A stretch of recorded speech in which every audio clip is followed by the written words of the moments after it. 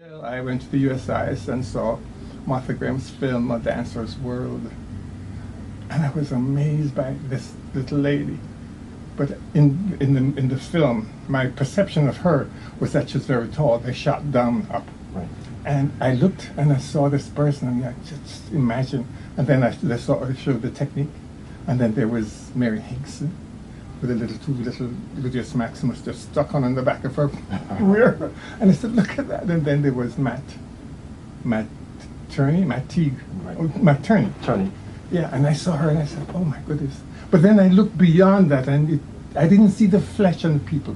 I looked and saw the skeletal maneuvers that was taking place, and I promised myself that sometime when I travel, I want to go to see that lady, and eventually I came to the States. I came here on vacation. Martha Graham knew I was in the school. It was the summer. She was in Shelters Island. Word got back out there that I was here. She cut her vacation. She came there. And unknown to me, the USIS in Jamaica had sent and applied to her for a scholarship on my behalf without saying anything to me. So I didn't know all of this was happening. When eventually I got there and I went to the school, my uncle took me to the school. We bought a book of 10 tickets. He bought them for me. And I started taking the class. And then the first class was in the evening class. And then she asked, one of the teachers, Bertram Ross, asked me if I would come to the next class. Mrs. Graham was coming in. So I went into the class. And then I kept saying, boy, these Americans are so strange. 1 minute they're doing the contraction, all this kind of stuff. And then all of a sudden, they go, and I said, what is happening here? But unbeknown to me, there was this little lady that had snuck in and went over to the piano, was over there. And halfway through the class, she came in. She came across to me and stood in front of me, and I looked up. I didn't know who she was, because in my head, Graham was, 5'11". And then she says, I am Martha Graham, in a lowered voice. So I jumped up and was quite surprised that I towered over her so much. And she says, I would like to speak with you. And she left. I went behind her, and we went upstairs to the office. I remember the two guys that were in front of Jessica Colfer, and some other guys were in charge of the thing. And she says to them, I want to give Clive, this is Clive Thompson, I want to give him a scholarship, prepare the papers. She says, do you have your passport with you? I said, no. I just came from Brooklyn, and I just went right out to go do this class. And she says, okay, go home and come back. Bring me the passport. I mean, I don't know how I got home. I don't know how I got on the right train. I know that I had a grin on my face like, that cat, this, like this. And so I bounced the door in, got the passport, dashed back out, and when I came back, she wasn't there. Just on 2 envelopes. One was to me, and it was a $10 bill, and a note said, get a cab down to the USIS office, someplace on Broadway. It was like 20 West Broadway in my head. And I went down there and gave this letter to Mr. Such and such. So I went there, barely making it in time, gave him the envelope. He sat me down with the passports. I gave him the passport, and he just took it out. Maybe this was illegal, I don't know. He said, yes, Martha is doing this. Did he say Martha, Miss Graham? I don't know. But she's doing some fabulous work there, and he stamped it. This is a visa for me a student's visa, and with permission to work 20 hours a week. Oh, great. And so I ran back there, and I didn't know what he was doing with all of these things. And I went back at the time she was there, and she says, well, here it is now. And she said, you will be taking 2 Graham classes, 1 class in choreography with Louis Horst, and 1 ballet class, 5 days a week, 4 or 5 classes a day. And that's how that was it. And it took me 6 months to go into the beginner's class, doing the coaching, 5 classes a day. Doing that, 6 months to go through from the beginner's class into the advanced class, into making my debut with the company as a soloist. In 1960, I came here August 13th, 1960. And by the end of the year, the next season, I was on stage. was absolutely incredible. Now, all of that energy, that had to be incredible. I mean, all that, just Louis Horst, and then These are legends. Yes, yes. Oh my goodness! But I didn't even know about those. Yeah, I didn't know about those. I knew of her because I'd seen it. Seen her. Used to get Dance magazine. Dance magazine, yes. And that's what I used to just get these pages, and I didn't even get them for myself. I had to go to USI's to read the magazines there. It was incredible, absolute time. Timing was so great. Well, it was in all the planets aligned for you. Absolutely. Yes, it was incredible. It's a Cinderella. Yes. Now, when you started dancing the Graham, what was your first role in the Graham Company? The first work was a brand new work that was choreographed. It was called One More Gaudy Night, the story of Anthony and Cleopatra, which featured Paul Taylor, Ethel Winter as in the lead roles. And then the second roles were Ellen McGehee and myself. I was the god, she was the goddess descending, and Mary Hinkson. I mean, those are people that, Yes, yes. I haven't seen magazines. But one of the things, the nice thing is that when I got the scholarship, was now in class. Before I got the scholarship, I was there a few classes before, and then there was a time when Helen McGee would come to me and say, "If you don't do the contraction, no, I just won't teach you anything else again." Or sometimes you go, boom, and punch it. Yeah, but then that was forbidden later on. Yeah. And during the choreography of the work now, I was inside the room because I would go there. There's several little stories. I mean, I would go there, and early first class is at 10. Then there was a half an hour break, and then a class with Louis Horst. Then there's another break, and the break, 2-hour break, and then you go the ballet class, and then the 6 o'clock class, or 4:30 advanced class. And but that was everything. But then that was in August 13th, 19th, in August. And so, I mean, I would go there and do this. And after I got the scholarship, I used to travel around the city on my breaks with the New York Times under my shoulder.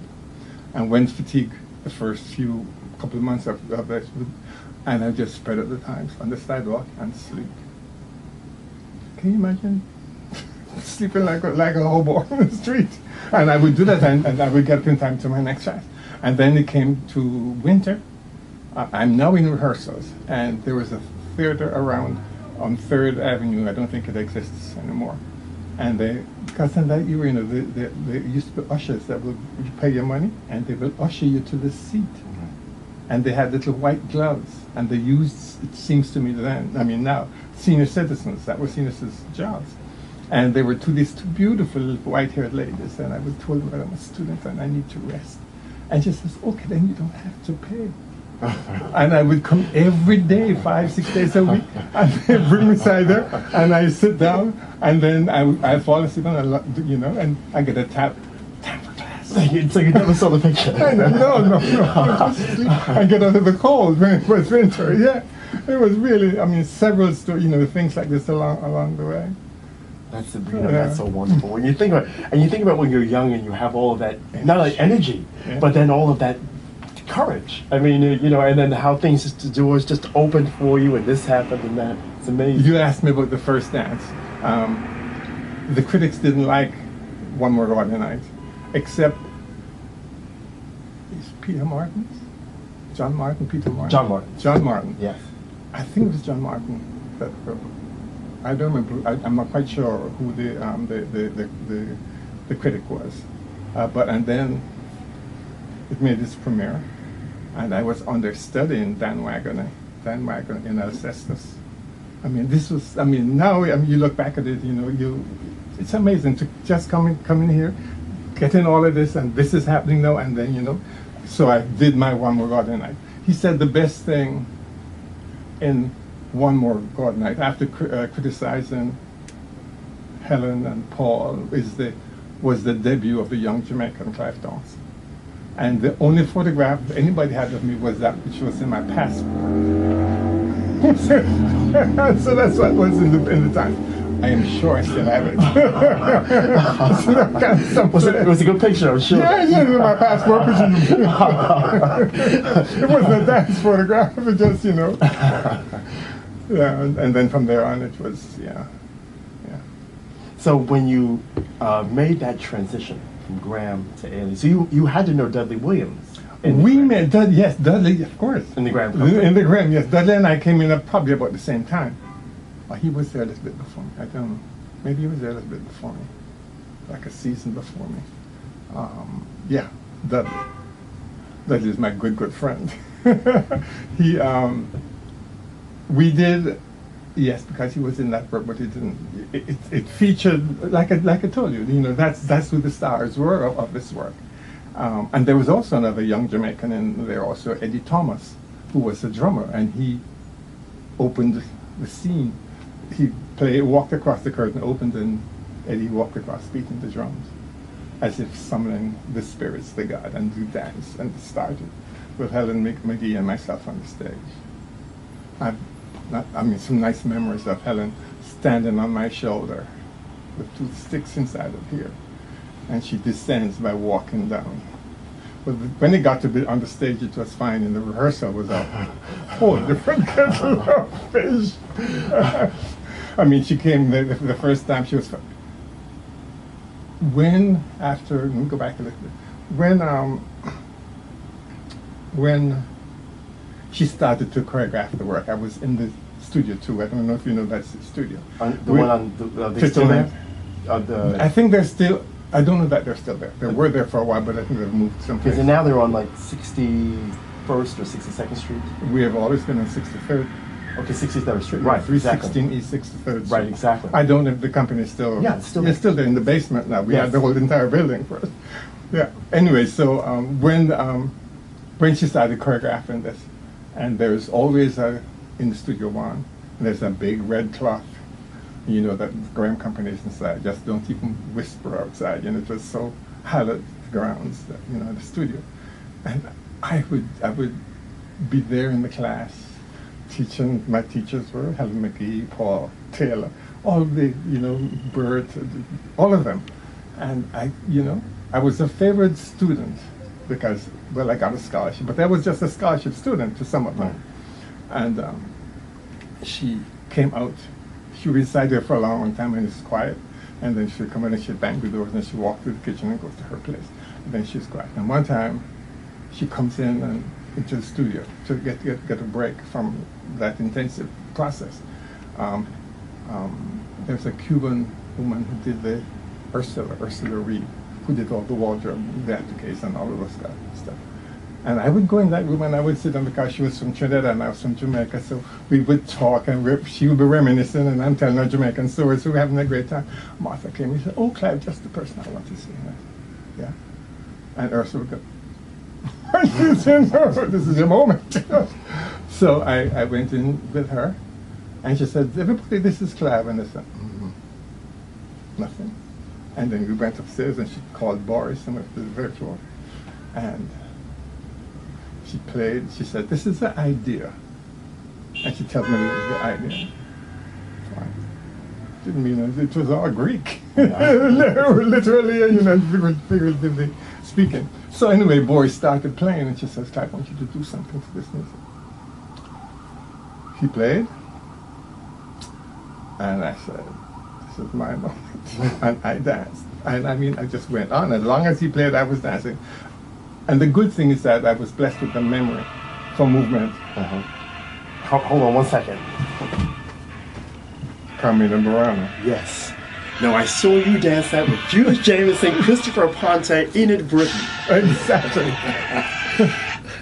I can shut this off. I heard it click twice and I said, you were great in that. I have to say that. You were great in that. I love that. Yes. I'm just going to make sure this is running because this is too rich not to have. Yes, it is. Great. I did an interview once. I can edit this episode. I did an interview once, and it was a great interview, and the camera had shut off. I was interviewing Desmond Richardson, and the camera had went off like in the first 2 minutes of the interview, and we had another 15, 20 minutes of great interview. There's no way you can capture that. No, because that's, yeah. Now you were saying, well, because I What was I saying? I don't remember. You were talking about going upstairs and you danced. Yes. Yes. Okay. So I danced, and I'm blessed with the memory that I could remember all my improvisations. And she said, "Okay, let's do that again." And Boris said, "All of this?" And she said, "Yes, that's what he remembers." And he goes, and he played, and I danced and I danced. And she says, "Good, now, okay." Boris, stop there again. Do the first 3 seconds. What did you do? And I did. She said, "Well, okay, that's good, but it's not yet in my style." So the whole of what I did was reshaped, reformed, restructured into, and became Graham's. And then she was very proud of herself. She came downstairs and came to the company and said, "Well, I just want to show you what Boris and Clive have been doing upstairs." And Boris played, and I danced, and there was silence, and Martha left the room. Immediately she left the room, Paul approached me very quickly, Paul Taylor, and said, "Clive, try and remember what you just did, and try and find a way to do it again for Martha as you just did, because the company is going to try to change it because you're dancing with Helen, and Helen is the star and you're a scholarship student. In the meantime, the company is approaching us." And so said, so done. They said, "Well, let's try. You stand there and teach this to Helen." I did this to Helen. So the whole thing was reversed. Instead of her standing and me doing the thing, no, I was standing when she was there dancing, doing my dance. And I look over at Paul and, nothing. He's such a gentle giant. And then Martha came back into the room. And she said, "Well, let me see." And I stood up. And Helen danced, and she was good. And I said, "Well, that's not what we did a while ago. This was what the company just did a while ago." And in very Jamaican, because you're all of these people. They're all, they're stars, and and had to find a way of. And I said, "But this is not what we just did. What we did a while ago, and we didn't have Helen upstairs. So the person I was dancing with or around was here." And he said, "Well, that's what I want to see. Helen stand perfectly still. Boris played. I danced. That stage. And that was it." Well, it was like this.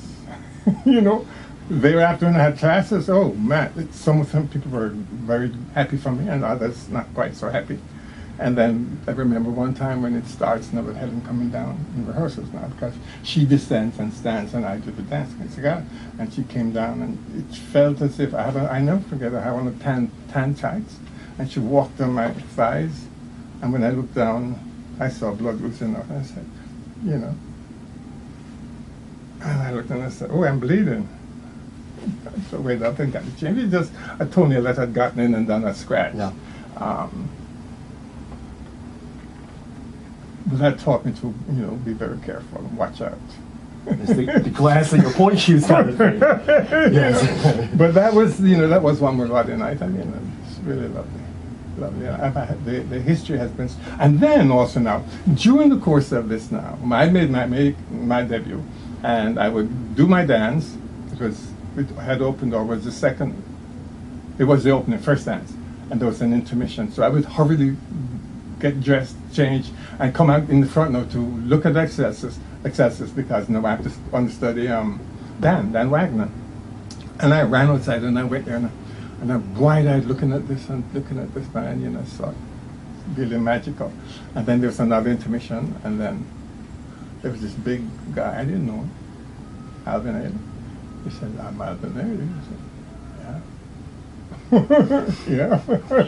Yeah. Then he said, "I'm doing something on 8th Avenue YWCA. Do you want to come?" And I said, "When?"